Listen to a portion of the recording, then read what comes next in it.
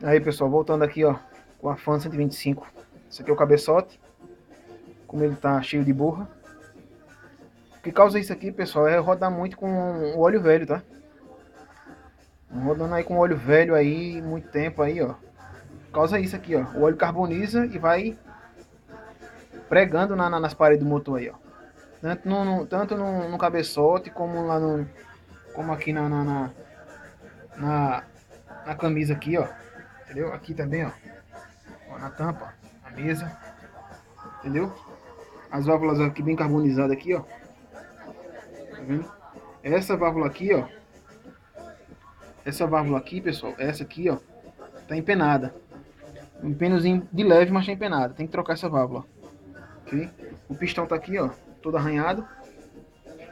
Aí, ó, os arranhões aí no pistão aqui, ó. Tá vendo? Arranhado.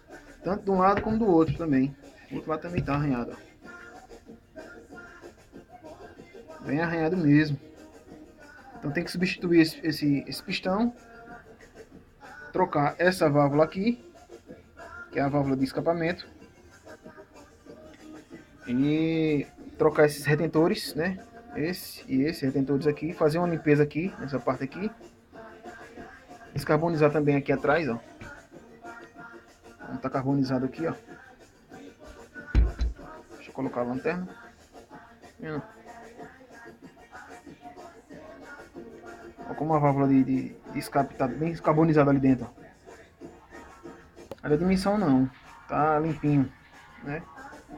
Mas vamos fazer o trabalho aí. Tá vendo aí, ó? Bem arranhado. Tem que mandar retificar essa rapaz retifica essa camisa aqui. Fazer a limpeza geral, ok? Então é, pessoal, é isso aí.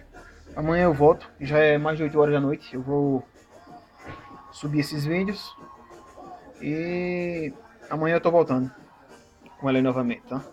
Eu não faço isso tudo num vídeo só, pessoal, porque a minha câmera aqui não é lá essas coisas, né? Então não dá pra fazer tudo num vídeo só. Aí eu vou, faço um vídeo, aí desmonto, aí faço outro e assim eu vou fazendo.